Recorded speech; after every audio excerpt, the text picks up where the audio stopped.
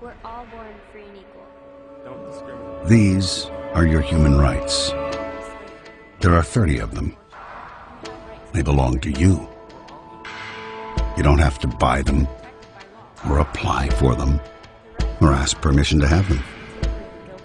They're just yours.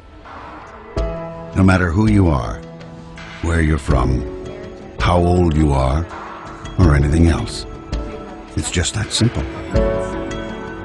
Now, some people may try to ignore your rights, or violate them, or pretend they don't exist.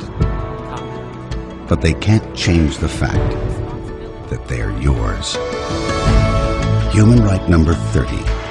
No one can take away your human rights. What are human rights? Find out at youthforhumanrights.org.